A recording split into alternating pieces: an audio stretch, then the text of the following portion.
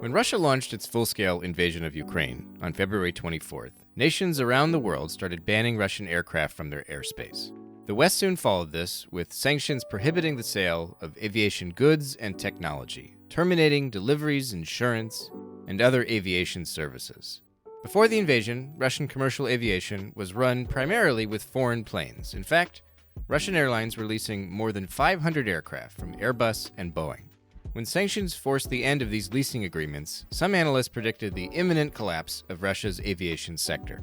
I can tell you that for all intents and purposes, Russian aviation has, at best, about 3 weeks before it's show over, wrote Jan Nedvedek, a self-described aviation industry insider, in a tweet on March 1st that attracted almost 60,000 likes.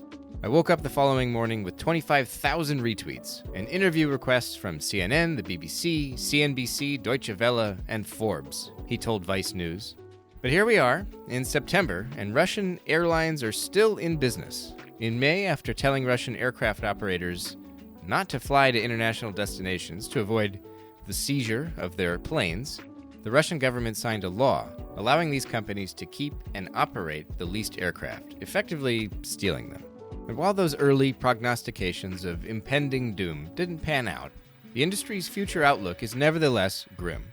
As many as 19 million fewer passengers will travel by air in Russia this year, says the country's own transportation ministry. It's an exaggeration to say that Russian aviation has been cut off from the outside world, but the loss of routes to popular Western destinations has squeezed airlines' profits, while sanctions complicate basic maintenance. In late July, for example, several Russian airlines reportedly advised pilots not to use their brakes so much when landing in order to extend the equipment's lifespan.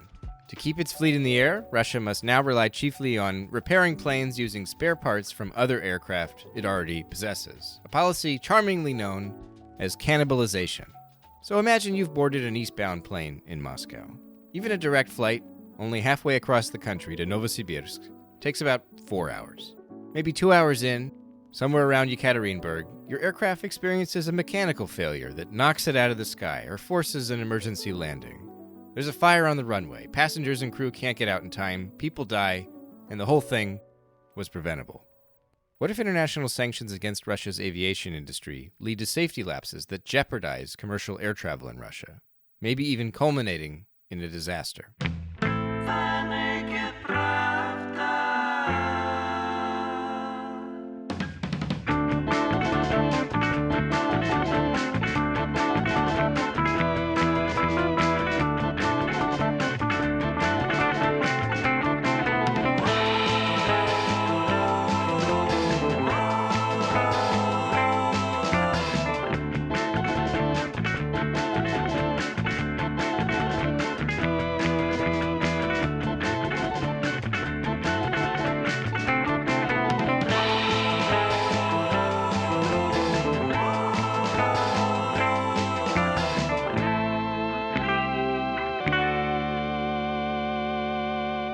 Welcome back to the Naked Pravda, folks. I'm your host, Kevin Rothrock, Medusa's English language managing editor. Before jumping into today's interviews, allow me to remind listeners that Medusa now relies on contributions from our international audience to sustain our work. Every day, millions of people from Russia and other countries read our news coverage. Even though they're now based abroad, our journalists obtain exclusive information about what goes on behind the closed doors of the Russian authorities. In English, our team delivers Medusa's most important stories and reaches thousands of journalists and professionals all over the world with a special newsletter and podcast. This one, in fact. So please visit our website to make a one-time or recurring donation and tell your friends and colleagues about our fundraising if you can. So on today's show, I spoke to two experts about how international sanctions have affected Russia's commercial aviation industry. To understand why Russian airlines have been forced to cut safety corners, risking an aviation catastrophe, the first thing to know is just how dependent the industry is on Western suppliers. How dependent is all this on foreign suppliers and foreign manufacturers? Let's say before the most recent sanctions were imposed. Pretty much 99.9%. It's extraordinary. You look back to the legacy of Soviet aviation, and they replicated a kind of funhouse mirror version of Western aviation. That's Richard Aboulafia, managing director of the aerospace consultancy AeroDynamic Advisory. He says Russian commercial aviation emerged as an inferior imitation of Western aircraft, and these planes became obsolete as soon as they had to compete against the likes of Boeing and Airbus through reverse engineering and reverse engineering and coming up with analogs of pretty much every major aircraft type almost. As a matter of fact, only Russia and the US ever created their own wide body jets. It was a pretty impressive achievement. And of course, when the wall came down, it all proved to be completely uncompetitive and utterly irrelevant in the real world. So are we going to get that again if this goes It on long sure enough? looks like we've seen this movie before. I mean, it looks a lot like Soviet Union 2.0, only with stupider people. Uh-huh. It's So if in is it charge. 2.0, I mean, that usually signifies something a little bit more sophisticated, but you're saying that it will not be? Well, that's true. It's probably going to be sort of the dumbed down Uh-huh. Soviet Union. Actually, the big difference might be that the corruption back then was pretty minor and Mm. consisted of access to Western consumer goods in separate department stores. And now it consists of siphoning off vast sums of cash and moving it into property in Antibes and London. hmm And maybe you've already answered this by pointing at corruption, but one of the questions I had was I assumed your answer was going to be that the industry is extremely dependent or was extremely dependent on foreign suppliers. Why didn't why didn't they take steps to become more self-sufficient? I mean, not only has this the Soviet Union fell obviously 3 decades ago, but also even since 2014, it seems like the writing's been on the wall that these sanctions are likely going to remain in place, and now obviously they're even more strict sanctions in place. But like, why is it beyond their capabilities? Is corruption keeping them is this too big great an obstacle? Or like, why weren't they better prepared? Yeah, this is the $1 million question, right? I mean, it is pretty extraordinary because they do have this very proud legacy Yeah. of commercial aviation engineering and military aviation hmm engineering. And instead, they did nothing. They started moving in the general direction of replicating Western technologies and components for existing aircraft, hmm but never really got very far. It was always, sort of in the 5-year plan, but not really all that active. And part of it is just the huge scale of trying to replicate all of those technologies and components. hmm Very few companies and countries actually have the ability to build their own turbine engine. hmm That's a real black art. And on top of that, you had corruption, endemic corruption. As a matter of fact, so much of the industry was absorbed by Rostec, led by the oligarch Chemizov. And that was a recipe for just siphoning off monstrous amounts of revenue, or hmm what should have gone into everything from military spare parts and munitions and military training to replicating that commercial technology capability for the airline sector.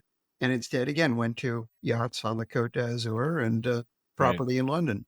Is military aviation in Russia just as dependent on foreign parts and suppliers, or do they have a bit more self-sufficiency there? They have a lot more self-sufficiency there. The big question, of course, being semiconductors. We don't know to what extent that capability or that technology was embedded in there. Certainly, there are reports that are fascinating that they had to use dishwasher semiconductors to Right. make some of their stuff work. I don't know how true that is, but it is pretty clear that the Sukhoi series of combat aircraft was fully competitive on world markets, whereas there was nothing of the like in the commercial jetliner arena. And can they transition? I mean, I know this has been a struggle for a lot of Soviet to Russian industry. The USSR was so militarized in all of its production, and trying to transfer this to their technology and so on to civilian products. Do you see any possibility that they'll be able to take that marginally better self-sufficiency in military aviation and plug it into their civilian production? It's completely conceivable. It would take hmm two things: a high level of competence and a low level of corruption. hmm And for so far, it's been exactly the opposite. You also have a political culture of, well, the opposite of free information flows. hmm Bad news is not delivered. You Right. could make you could make an offhand comment and say they've given the word Potemkin a really bad name. hmm The reality has not been made clear to some of the people in charge. And hmm this is a feature of any command style economy, Yeah. an inability to pass bad news upward. When you talk about bad news, do you mean like a particular plane part or something that's in development and it's not going as planned, and simply they're not passing that information up the chain, or Yes, Mhm. exactly. We can't do this. We can't build it. We need more resources and time. And frankly, we need to work with international partners in Right. order to achieve these goals because we can't do it ourselves. Uh-huh. That kind of news, that's not good for your career. Yeah. Now, since February 24th and the expanded full-scale invasion of Ukraine, obviously, the sanctions on the aviation industry in particular have become a lot more significant, severe, and so on. What are some of the corners that Russian aviation have had to cut to keep their fleets in the air? Because one of the kind of trending commentaries in the first days and weeks after the invasion began was Russian airlines have a week left and then they're done. They're all grounded, or they're going to start falling out of the sky or something. And that has not happened. So how have the Russian airlines managed to continue operating? This is a good question. And I suspect what they've been doing has been working just fine and will keep working just fine until it doesn't, and things will Hmm. fall off a cliff. Hmm. I suspect it's a combination of making do with existing inventories, making stuff last a little longer because it's now under Russian certification and Russian rules, which means, if something was supposed to be overhauled or a part was supposed to be replaced, yeah, let's just put that off for a bit. Yeah. And we've also heard reports of cannibalization. And you've got a large fleet. If utilization drops by a third, you've got a bunch of jets that you can simply take parts from. Is There that were, not done elsewhere? Is that frowned on typically, or? it's completely, it's a good way to destroy value. And of Uh-huh. course, now that they're no longer on Western registrations, we don't really have the record keeping, which means all these hundreds of jets, 500 or so aircraft, they're going to be completely useless if borders ever open up again. The Yeah, they'll have records to. haven't been kept. I see. This is, the end of Russia as a participant in the international civil air transport industry for many years to come. When it was the Soviet Union, were they sharing that information? Is this like in that regard, is it worse or is it the same? Well, things have changed quite a lot. I mean, Mm. obviously, back then they really did meet their own needs. So, Hmm. you've had an Ilyushin aircraft with a Soloviev engine, and all of the components were built in country. I see. Semiconductors weren't a major factor. And yeah, it was all the records were kept in country and things weren't bad. I mean, their safety standards were never anything like what they were in the West, but, they played by their own rules and that was fine. Hmm. Things, of course, have changed. The industry has gotten a lot more global, a lot more Yeah. dependent upon high tech components and international data sharing and whatever else. Hmm. This is a very different world. I know that in April, the FAA downgraded Russia's air traffic safety rating to a category 2. Can you explain what that means exactly? Or what does it mean to downgrade their air traffic safety rating? It's basically just, a realistic view of how safe things are in terms of Hmm. processes and procedures. Hardly surprising, really. What's like one safety procedure that the Russian airlines have had to change? You've mentioned that they're no longer sharing the records of the work that's being done in the planes. And so that sounds obviously worrisome. Are there other examples of things they've changed that lead to then downgrading their safety rating? Well, that's absolutely the very biggest. But of Yeah, course, parts transparency, what was moved here, what was moved there, I see. Yeah. you know, when was this last overhauled? It's not just the blanket statement that transparency of record keeping has gone away. You look at what that means. When was that APU maintained? The various components on that APU, when were they swapped out? What was done to what? I mean, Hmm. an aircraft is just the sum of its parts, Yeah. right? All the technology is on board. Well, in There's Top Gun, I learned that it's the pilot, not the plane. well, that's a big part of it, but of course that's combat aviation. Right. I've heard some people compare what's happening to Russian aviation now to what has already occurred in Iran. Do you think that's a good lesson to take in terms of what to expect? It is, but there are two very big differences. For one, the Iranian sanctions were far leakier. The Europeans were never terribly hard and fast about those sanctions the way America was. And there were other countries that were willing to trade with them. And of course, third party players and, various components. So even though their aviation industry did suffer from sanctions, it was never an absolute embargo. Hmm. This is different because of Europe's participation. And the other thing is that most Iranian aircraft that date back from that era things were simply simpler back then. Yeah. You didn't need downloads of software because, whoops, there was no software. Hmm. Semiconductors, again, not a thing. What you've got in Russia today is actually an astonishingly modern fleet of Airbuses and Boeings with computers built in the West and a dependence on software downloads and whatever else and components that are carefully tracked and very often have RFID chips and all this other stuff. That's a lot different from working with, duct tape and whatever else that you could make do with back from the 70s. Right. Will China be able to come to the rescue of Russia? I mean, there's obviously the question of political will there and whether they would, as I understand it, it's that they don't want to risk secondary sanctions. And so that's why there's a lot of reluctance on the part of Chinese industry in general across the spectrum of all spheres to sort of replace whatever business Russia was doing in the West.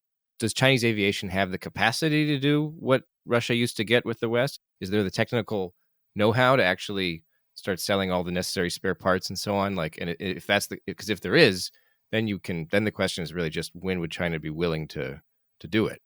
Right. This is a fascinating question because in a lot of ways, China had sort of been modeling itself on Russia, the heavy preponderance Mm, of autarky, indigenization, technology transfer stroke ripoffs, and of course, a state-owned industry. But they're really not any more advanced. There are no Chinese aircraft other than a couple of exceptions in the regional part of the space mm, that can do the job. Maybe in a few years there will be. The problem is that they are dependent upon Western engines, Western avionics, Western components. So another interesting aspect is, yes, they probably could transfer parts and help support the Russians. They would instantly be cut off themselves because, of mm, course, there is a end user certification in mm, this industry. mm, They are not allowed to do that. They would be breaking with the entire world economy. right. So I think at this point, the biggest question you can ask across the board is to what extent China willing to hitch swag into the Yeah. Russian force. Yeah. And you're seeing this even with, future aircraft development programs. There's a joint venture for a new wide body, the CR929, between China and Russia. And it's sort of fraying at the seams. And it's pretty clear the Chinese know that if they do this aircraft will have absolutely no relevance or use outside of China or Russia. Right. So what kind of future does the Chinese government want for its people? Hmm. They have to answer that. And aviation is really where that question hits the tarmac, if you will. Hmm. How safe was Russian aviation before these latest sanctions? Because there's kind of jokes that go on. They're not necessarily always funny either, because a lot of times it does seem like Russian planes regularly catch on fire on the runway or fall out of the sky. There's like one or two tragedies a year. Now, is that just sort of the way the media covers it, or did Russian aviation, commercial aviation for civilians and so on, in terms of documentation, was it actually unsafe, or what was its rating before all this? Do you know? Like, Well, back in the day, it wasn't terribly safe because, of course, it revolved around Russian aircraft, which were certified and built to a very different standard. mhm, When the wall came down, I remember somebody told me an FAA reciprocity person started dealing with the Russian or the former Soviets and said, okay, our standard is if an aircraft, a twin jet, loses an engine on the end of a runway, fully loaded, hot and high conditions, it still has to have the necessary power to take off. And the response, which was actually technically correct, is why? That won't happen very often. mhm, You know, we simply have very different standards. mhm. Now, what has happened over the past 30 years is that there are no Russian aircraft. I mean, not more than a handful, Yeah, and almost none, I think, in commercial service. Russian aviation simply depended upon Airbuses and Boeings.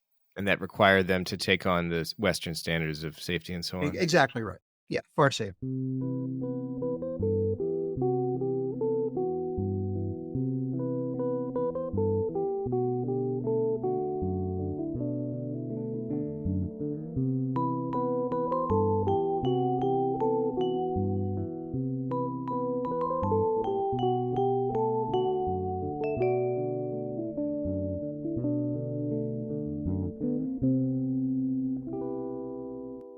For all the upheaval in Russia's commercial aviation, the ordinary passenger's experience remains largely unchanged for now. Dr. Pavel Luzin, a visiting scholar at the Fletcher School of Law and Diplomacy at Tufts University, told me that the disappearance of certain routes is all that stands out so far, And he thinks the airlines will have enough sense and control over their own operations to halt service before the planes start dropping out of the sky. Do you know, from the perspective of, say, an ordinary, just civilian, just boarding a domestic flight in Russia, are the changes noticeable to the ordinary passenger? As an ordinary passenger, no, I didn't feel something during the last 6 months Yeah. before my departure to the United States. Still not. Mm-hmm.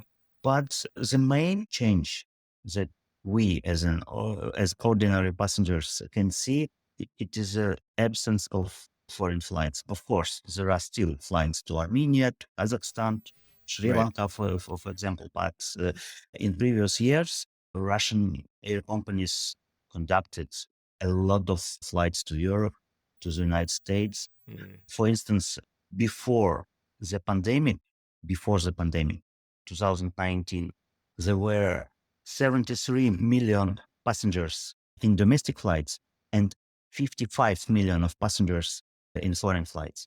So almost half and half. So what happens if in a year or if in 2 years civilian aircraft just start falling out of the sky, or if they start catching fire on the runway? Like, one of the headlines or one of the commentaries on social media that was trending really hard right in the early part of the war, when these airline sanctions and aviation sanctions were being put in place, was, oh, Russian airlines have a week left and then it's done. The industry's done. And here we are 6 months later, and as you say, if you're a passenger on one of these things, you barely even notice that anything's different. It's just there are fewer routes, right? I mean, okay, whoop-de-doo.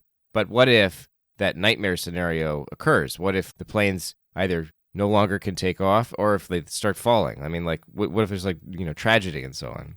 I'm not sure about tragedies, but of course, we do have an example of Iran that used and still uses a lot of old-fashioned aircrafts, and the number of emergency cases there is relatively high. And the same was true for many African air companies in previous years before they started to buy new aircrafts from the United States and from Europe. For instance, Ethiopian Airlines, they completely renewed their aircraft fleet. But I presume that aircraft companies, they are not going to make a suicide and they are not going to kill passengers.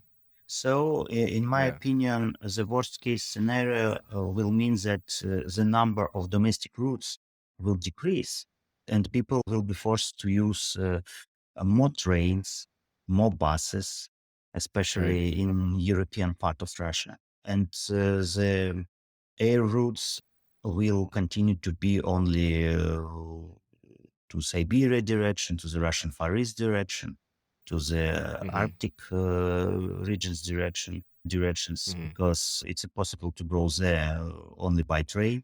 It takes many days, and it's impossible to go there by buses. So I presume that in case of absence some, peace reconciliation of this war, the Russian commercial aviation will face a huge degradation. And the Russian domestic manufacturing of commercial aircraft will never be enough. For instance, before the war, before the break between Pratt& Whitney and the United Aircraft Corporation, Russia planned to produce up to 36 MS-21 aircrafts by the second half of 2020s. 36. Right. And half of them were planned to use Pratt& Whitney engines. Only half of them was planned to use Russia-made engines, BD-14. The same towards the old-fashioned models of the Russian aircrafts, maybe Soviet aircrafts. For instance, in previous decades, Russia was able to produce only 2 aircrafts annually, 2 aircrafts Il-96. So if you produce 2 aircrafts annually, you cannot increase this number to to 10 or to 20 Sure. towards superjet that is completely dependent on the foreign parts. The highest capacity, manufacturing capacity, was 37 aircrafts annually. And right now, this number has already decreased to, Yeah. to less than Yeah. 20. So Right. it's impossible to make a substitution of the foreign aircrafts by the Right. Russian-made aircrafts. So that's Mm. why I presume that the worst-case scenario will mean that the European part of Russia will lose most of its domestic flights and will use only Right. railways Yeah. and buses. And do you think that the airlines will simply take stock of the safety of their fleets, and they'll just slowly decrease the number of routes as the number of their kind of serviceable aircraft fall, or will they wait for something to happen, like for a plane to catch on fire on the runway or something? Like, are they under pressure to keep up service as long as possible until something happens, or do you think they have enough flexibility as businesses to slowly kind of reduce their service as they feel safe? They completely lost their vision, their strategies. They cannot plan or forecast their future. So they're just waiting. They're just waiting for the end of the war. Maybe they're just waiting for Putin's death because Yeah. it's also the opportunity and it is also the option for solving the troubles. So yes, no, I'm Right. not kidding. I'm not Yeah. kidding.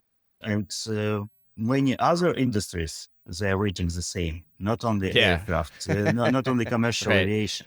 Yes, Right. because as the current conditions, current circumstances, it is a direct road to suicide, to self Right. killing, and that's why air companies they are just waiting, and their vision right now is completely opportunistic. So they know that okay, in the following couple of months we will be able to maintain our fleet. Okay, let's work. Maybe some of them may predict their abilities for next 6 months, but Mhm. no more than that. Now, when I read about Russian airlines being forced or the sanctions essentially leaving them with the choices of just shut down, go bankrupt, or keep their planes in the sky by cutting all these corners and so on, and becoming less transparent, I think like, okay, when's one of these planes going to fall out of the sky? Now, some people I've raised this question with, they say, well, the Russian airlines will never let it get that far. They'll just ground their fleets eventually, and they won't wait for something catastrophic like that. Do you think it's feasible that? I mean, it sounds as though, given kind of what they're doing, we're already in a place where that could potentially happen. Or do you think they have enough control over what's going on that they can get ahead, they can be ahead of this? Like, have they learned the safety lesson of having cooperated with the Western producers for so long, or is this kind of I think earlier you mentioned something. You used the metaphor of falling off a cliff. Is that possible? And if so, like, what happens if that occurs? Yeah, right. I mean, but this is a decision by the state. I mean, what is Mhm. happening in Russia across the board is that the state has to take over the entire economy. And of course, the aviation industry is no exception. So I like to Yeah. think that the management of these airlines has learned all those lessons and know what needs to be done. And there's certainly a few data points that say, hey, they're thinking about the future. There's even one or two that have said, we got to return these leased jets. Other people own them. We want to Hmm. be able to access Western financing in the future. They've been stopped down, of course. But the state ultimately has the final word. They've effectively nationalized everything. Hmm. So in that context, the question becomes, how desperate is the government? I suspect from the looks of things, they might get desperate. And as a Yeah. consequence, things might get a bit desperate in aviation too. Hmm. Now, if one or multiple commercial airplanes essentially crash or catch fire, and it becomes evident that the industry is being affected by the sanctions, because right now it seems like they've been able to disguise that, at least from most commercial passengers. If that sort of thing becomes obvious to people, either because maybe just the fleets are grounded because they don't have good enough planes, maybe they wait too long and some of the planes start malfunctioning, and maybe even people get hurt. Are there automatic things that happen in aviation where like a kind of a wall slams down, or is it all up to political will? And in this case, if the state is in control, they can do whatever they want, or they're just sort of limitations that occur regardless? I'd love to say there's some kind of remote shut-off device for these aircraft, but there isn't. The wall's already slammed down. They're just doing what they want with them. Most likely, the aircraft will simply be grounded, and we'll have this fascinating experiment with what was a relatively modern economy becoming a kind of a North Korea-style no-fly zone, Yeah. where people simply can't fly. Right. That is the base case scenario. The most interesting aspect in terms of long-term consequences that I think the industry is focused on is the financing aspect. There had been this agreement called the Cape Town Convention that basically allows financiers to repossess jets across borders. And Russia was a signatory. And of course, they've become the first major country to violate that. Yeah. And the consequence is from their future ability to access capital, not just for jets, but lots of heavy equipment, is now quite suspect. And that's another fascinating outcome here. Are those contracts with the actual airlines? Like if they just all declared bankruptcy and you get a whole new crop of airline companies, would they still, they would be able to lease again, right? Or it would be a question of like credit reputation, or how would they, credit reputation on a country by country, not airline by airline basis. And I think Russia might be regarded by the world financial community as something of an uninvestable pit. Yeah. So you're saying that even if the war is resolved relatively soon and the sanctions are lifted quickly, which are both unlikely, that there's still this they'd have to live down the bad reputation. It would take a long time. That's exactly right. It could take many years before that's recovered. Whereas the ability of the airlines to maintain appearances as they're doing now, that has a much shorter lifespan. Yes, that's right. Uh-huh. Okay. Well, I don't know if too many Russians are able to hear this anymore, but if they are, I guess they ought to be worried. Yeah. This is one of those places the state can put a brave face on things, but I expect it'll fall off faster than pretty much anything else about their internal situation. Right. Okay.